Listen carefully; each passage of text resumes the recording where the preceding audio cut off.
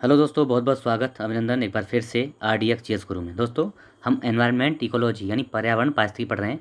उसमें lecture number 8 आज पढ़ेंगे। ठीक है, चलो आपको PDF चाहिए ना, तो RDX GS गुरु नाम से ही टेलीग्राम चैनल है, उसको ज्वाइन कर लीजिए। आप लोग अगर चैनल पर नए हैं सब्सक्राइब कर लीजिए और शेयर वेयर करते रहिए। ओके, चलो शुरू करते हैं। सूर्य के प्रकाश से पराबैंगनी विकिरण अभिक्रिया निम्न में से क्या पैदा करती है? इनमें से क्या? तो क्या पैदा करती है? ओजोन। देखो, समताप मंडल में ओजोन का निर्माण मुख्यतः पराबैंगनी विकिरण से द्वारा होता है।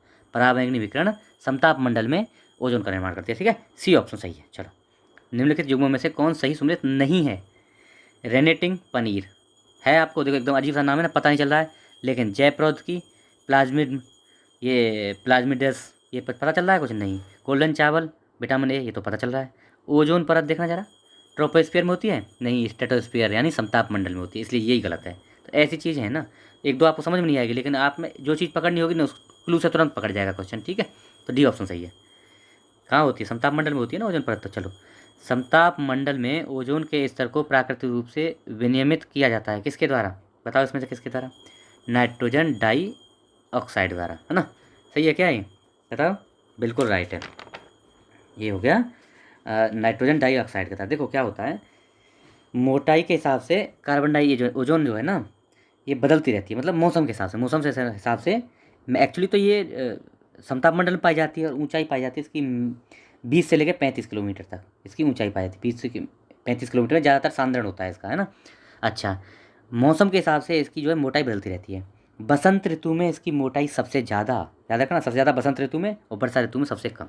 बी ऑप्शन सही है। चलो, निम्नलिखित में से कौन सा तंत्र सही सुमेलित नहीं है? Carbon dioxide thermal power station से, क्लोरोफ्लोरोकार्बन ऑटोमोबाइल से, नाइट्रस ऑक्साइड जलमग्न धान के खेत से, सल्फर डाइऑक्साइड ईंट के भट्ठे से। तो बी ऑप्शन सही नहीं है। क्यों? क्लोरोफ्लोरोकार्बन ऑटोमोबाइल्स में नहीं, ये रेफ्रिजरेटर्स यानी प्रशीतक जो होते हैं ना, उनसे निकलती है। बी ऑप्शन सही है। निम्नलिखित में से कौन सा एक ओजोन परत की क्षीणता के लिए उत्तरदायी नहीं है? इनमें से कौन सा है जो ओजोन परत की क्षीणता के लिए उत्तरदायी नहीं है? तो बताओ कौन सा है। देखो, प्रशीतकों में प्रयुक्त CFC12 है तो है भाई। उसके बाद विलायक के रूप में प्रयुक्त मैथिल क्लोरोफॉर्म, यही नहीं है। अग्निशमकों में प्रयुक्त हेलोजेंस 1211, नाइट्रस ऑक्साइड, ये भी है, ये भी है, यानी बी ऑप्शन नहीं है। बी ऑप्शन सही नहीं है, यानी एक मिनट हटा देता हूँ। कौन सा? तो बी ऑप्शन सही नहीं है ना, बी ऑप्शन प्रयोग नहीं आता है। चलो देखो, ये देख लेते हैं एक बार, ओजोन की क्षरण के लिए कौन कौन सी गैसें जिम्मेदार हैं? तो CFC है, हेलोजेंस है, नाइट्रस ऑक्साइड है, ट्राईक्लोरो एथिलीन है, हेलोजन हेलोन 1211 और हेलोन 1301, ये सब हैं। ठीक है, चलो ऑप्शन बी। निम्न ग्रीन हाउसों में से कौन सी एक जिसके द्वारा ट्रोपोस्फियर में ओजोन प्रदूषण नहीं होता है? मतलब ओजोन प्रदूषण ट्रोपोस्फियर में, क्षोभ मंडल में नहीं होता है। इनमें से किसके द्वारा नहीं होता है बताओ? तो किसके द्वारा बताओ? हाँ हाँ बताओ। कार्बन मोनोऑक्साइड है इंपॉर्टेंट। कार्बन मोनोऑक्साइड के द्वारा किसमें? ट्रोपोस्फियर में प्रदूषण, ओजोन का प्रदूषण नहीं होता है। बी ऑप्शन सही है। ठीक है, चलो बाकी किसके द्वारा होता है? कोई किसके द्वारा होता है? जलवाष्प, carbon dioxide, methane, ozone, nitrous oxide, chlorofluorocarbon, इन ये सब करती हैं, लेकिन कार्बन मोनोऑक्साइड नहीं करती है। ठीक है, चलो निम्नलिखित कथनों पर विचार कीजिए। क्लोरोफ्लोरोकार्बन जो ओजोन ह्रासक पदार्थ के रूप में चर्चित है, उनका प्रयोग कहाँ होता है? सुगटाय फोम के निर्माण में होता है? होता है? यस होता है। ट्यूबलेस टायरों के निर्माण में? नहीं होता है, टायरों के निर्माण में। कुछ विशिष्ट इलेक्ट्रॉनिक अवयवों की सफाई करने में होता है? क्लोरोफ्लोरोकार्बन का CFC का प्रयोग होता है? यस होता है। एरोसोल कैन में दाबकारी एजेंट के रूप में, ये भी होता है। तो यानी 1 3 4 में होता है, 1 3 4 यानी सी ऑप्शन। टायर बनाने में प्रयोग नहीं होता, टायरों का निर्माण प्रयोग नहीं होता। ठीक है, CFC का, इसलिए बी वाला ठीक गलत हो जाएगा। चलो, अंटार्कटिका क्षेत्र में ओजोन छिद्र का बनना चिंता का विषय है। इस छिद्र के बनने का संभावित कारण क्या है? ये छिद्र क्यों बन रहा है, ये बताना है आपको। तो देखो, इसमें क्या है, विशिष्ट ध्रुवीय वाताग्र, समताप मंडलीय बादलों की उपस्थिति तथा CFC क्लोरोफ्लोरोकार्बन्स का अंतर प्रभाव, ये कारण है किसका? ये अंटार्कटिका पर ओजोन छिद्र का बनना। ओजोन छिद्र मतलब क्या है? छेद, ऐसा नहीं है कि वहाँ होल हो गया है। क्या है, समताप मंडल में ओजोन की एक लेयर पाई जाती है जो लगभग 20 किलोमीटर मोटी है। तो अंटार्कटिका के ऊपर ये जो है लेयर पतली हो गई है, इसमें वो जहाँ और जगह जितनी मोटी होती है उतनी मोटी नहीं है, यही ओजोन छिद्र है। ठीक है, बी ऑप्शन सही है। देखो क्या होता है, ध्रुवीय समताप मंडलीय बादलों में उपस्थित नाइट्रिक अम्ल होता है उसमें, ध्रुवीय समताप मंडलीय बादलों में, ये जो क्लोरोफ्लोरोकार्बन से अभिक्रिया करके क्लोरीन बनाता है, नाइट्रिक अम्ल, जो कि ओजोन के क्षरण का कारण बनता है। ठीक है, बी ऑप्शन सही है। फ्रिजों में कौन सी गैस भरी जाती है? तो मेफ्रॉन। फ्रिजों में कौन सी, मैफ्रॉन क्या होता है, ये कोई गैस नहीं है लेकिन इसका ब्रांड का नाम है। प्रशीतक जो भरे जाते हैं फ्रिजों में उनको जो है मैफ्रॉन ब्रांड के नाम से जानते हैं, इसलिए मैफ्रॉन सही है इसमें। हालांकि हेलोजन कार्बन इसमें क्या है, ये सामान्यतः जो मैफ्रॉन है ना, ये जो है हेलोनिक हाइड्रोकार्बन्स यानी HCFC आदि पदार्थ के रूप में जाना जाता है। और जो प्रशीतक के रूप में अमोनिया का भी यूज होता है, लेकिन मेनली जब क्वेश्चन आएगा तो मैफ्रॉन, अगर मैफ्रॉन नहीं है तो अमोनिया भी डाल देना, ठीक है, ए ऑप्शन कर देना अभी इस हिसाब से बी।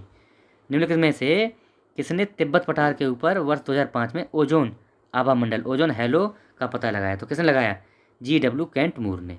GW केंट मूर ने कहाँ 2005 में तिब्बत पठार के ऊपर हेलोन ओजोन हेलो, ठीक है, इसका पता लगाया। चलो अगला देखते हैं, निम्नलिखित में से कौन सा युग्म सुमेलित नहीं है, ओजोन CFC, अम्ल वर्षा नाइट्रिक एसिड से होती है क्या अम्ल वर्षा, यही गलत है यार। रॉकेट ईंधन कैरोसिन तेल होता है इसमें, yes. Green house carbon dioxide, बिल्कुल राइट है। तो यानी अम्ल वर्षा नाइट्रिकम नहीं, नाइट्रस ऑक्साइड। और क्या, देखो नाइट्रस ऑक्साइड का प्रयोग होता है, और दूसरा होता है उसका नाइट्रोजन के अम्ल, नाइट्रोजन ऑक्साइड हो गया, दूसरा सल्फर के oxide, yes, nitrogen oxide, nitro के ऑक्साइड और सल्फर के ऑक्साइड, सल्फर डाइऑक्साइड, ऐसे इस तरह से बी ऑप्शन सही है, ठीक है। चलो, वैज्ञानिकों की निम्न टीमों में से किसने सर्वप्रथम अंटार्कटिका के ऊपर ओजोन क्षेत्र का पता किसने लगाया, तो ब्रिटिश टीम ने। किसने लगाया, ब्रिटिश टीम ने सबसे ऊपर पहले इसके ऊपर जो ओजोन क्षेत्र है ना अंटार्कटिका के ऊपर, उसका पता लगाया, ठीक है। क्वेश्चन ऑप्शन हो गया डी। चलो अगला देखते हैं, निम्न में से किस पारिस्थितिकी तंत्र में पौधों का जैविक पदार्थ अधिकतम है, सबसे ज़्यादा पौधे कहाँ मिलते हैं ये समझ लो, उष्णकटिबंधीय पतझड़ वन, उष्णकटिबंधीय वर्षा वनों में, ये सही है। कौन सा ऑप्शन हो गया, ऑप्शन बी इज करेक्ट, ठीक है, ऑप्शन बी करेक्ट हो गया, उष्णकटिबंधीय वर्षा वन, ठीक है। चलो, भारत में मैंग्रोव या ज्वारीय वन वनस्पति मुख्यतः कहाँ पाई जाती है, सुंदरवन में। सुंदरवन कहाँ है भैया, यह है वेस्ट बंगाल में। कहाँ, सुंदरवन वेस्ट बंगाल में, और सुंदरवन डेल्टा है ना वेस्ट बंगाल का, वेस्ट बंगाल में कहाँ, गंगा और ब्रह्मपुत्र का डेल्टा है, बी ऑप्शन। चलो, निम्नलिखित में से कहाँ पर एक संरक्षित कक्ष वनस्पति क्षेत्र बनाया गया है, कहाँ पे बनाया गया है, तो ये गोवा में बनाया है। गोवा की जगह का नाम है चेराब द्वीप या चोराब द्वीप, यहाँ पे पूरी तरह से संरक्षित कक्ष वनस्पति क्षेत्र बनाया गया है, सी ऑप्शन सही है। निम्नलिखित में से किस महाद्वीप में उष्णकटिबंधीय पर्णपाती वनों का विस्तार अधिक है, तो किसमें, दक्षिण अमेरिका में। दक्षिण अमेरिका में सबसे ज़्यादा उष्णकटिबंधीय पर्णपाती वन हैं, सर दक्षिण अमेरिका नहीं, गलती होगी, दक्षिण अमेरिका नहीं, एशिया में सबसे अधिक उष्णकटिबंधीय पर्णपाती वन है, ठीक है। इसमें जो है भारत, म्यांमार, थाईलैंड, दक्षिण पूर्व एशिया, इन सब जो है ये पाए जाते हैं, ठीक है। ऑप्शन बी सही है, बी, डी नहीं, बी सही है। उष्णकटिबंधीय पर्णपाती वन एशिया में सबसे ज़्यादा, ठीक है, एशिया में सबसे ज़्यादा, ओके। चलो, समाचारों में कभी कभी दिखाई देने वाला रेड सैंडर्स के संदर्भ में बताना आपको क्या सही है, यह दक्षिण भारत में एक भाग में पाई जाने वाली एक वृक्ष की प्रजाति है, रेड सैंडर्स, सही है, बिल्कुल राइट है, एकदम राइट है। दक्षिण भारत के उष्णकटिबंधीय वर्षा वन क्षेत्रों में अति महत्वपूर्ण उष्णकटिबंधीय वर्षा वनों में पाया जाता है, ये नहीं भैया, उष्णकटिबंधीय पर्णपाती वनों में पाया जाता है, केवल एक सही है, इसे सही पूछा केवल एक। तो दक्षिण भारत में तो पाया जाता है रेड सैंडर्स मतलब चंदन, लेकिन ये जो है उष्णकटिबंधीय पर्णपाती वनों में, पतझड़ वनों में पाया था, वर्षा वनों में नहीं, ये सही है। भारत के निम्नलिखित पारिस्थितिक तंत्रों में से कौन सा सही सुमेलित नहीं है, दक्षिण पश्चिमी घाट आर्द्र वन मिलते हैं, तराई द्वार चौड़ी पत्ती वाले वन मिलते हैं, बताना इनमें से कौन सा सही नहीं है, और कच्छ का रण घास के प्रदेश मिलते हैं, पूर्वी दक्कन पठार आर्द्र वन मिलते हैं क्या, अरे भैया यही गलत है, पूर्वी दक्कन पठार में क्या मिलते हैं फिर, इसमें शुष्क सदाबहार वन, दक्कन पठार में आर्द्र वन नहीं मिलते, शुष्क सदाबहार बनते हैं, शुष्क सदाबहार वन, डी, ओके। चलो, उड़ीसा तट भारत के सर्वाधिक चक्रवात प्रवण क्षेत्र है, सही है, बिल्कुल राइट है। महानदी डेल्टा क्षेत्र में भारी मात्रा में मैंग्रोव निर्वनीकरण हुआ है, और जो मैंग्रोव कटने के कारण ही उड़ीसा क्षेत्र में ज़्यादातर चक्रवात आ रहे हैं, चक्रवात तो आते हैं लेकिन प्रभावित ज़्यादा कर रहे हैं, यही कारण है, ठीक है। कथन कारण दोनों सही और व्याख्या भी कर रहा है, ए ऑप्शन हो गया सही, ठीक है।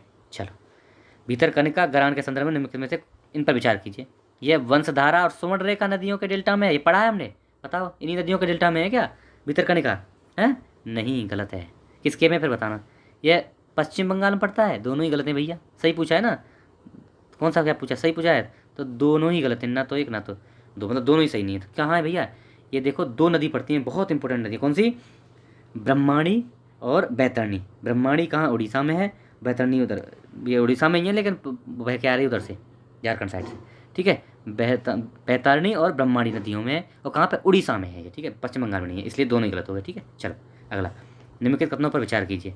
टेक्सास वृक्ष, है ना, टेक्सास वृक्ष हिमालय में प्राकृतिक रूप से पाए जाते हैं, सही है क्या? बिल्कुल राइट है। टेक्सास वृक्ष रेड डाटा बुक में सूचीबद्ध हैं। टेक्सास वृक्ष इसलिए तो पूछा है क्वेश्चन, रेड डाटा सूची में इसलिए तो पूछा ही है क्वेश्चन, बिल्कुल राइट है ये भी। टेक्सास वृक्ष टैक्सोल नामक औषधि प्राप्त करते हैं इनसे हम, मतलब जो पार्किंसन रोग के विरुद्ध काम करती है। टेक्सास वृक्ष से टैक्सोल औषधि हम प्राप्त करते हैं जो पार्किंसन रोग के विरुद्ध काम करती है, ये भी राइट है, तीनों सही है, ठीक है, डी ऑप्शन सही है, तीनों सही है। ओके चलो, टेक्सास वृक्ष ध्यान रखना, हिमालय में पाए जाते हैं। ओके चलो, यदि आप हिमालय से होकर यात्रा करते हैं तो आपको यहाँ निम्नलिखित में से किन पादप और किन पादपों की प्राकृतिक रूप से उगते हुए दिखेंगे? कौन से पौधे दिखेंगे?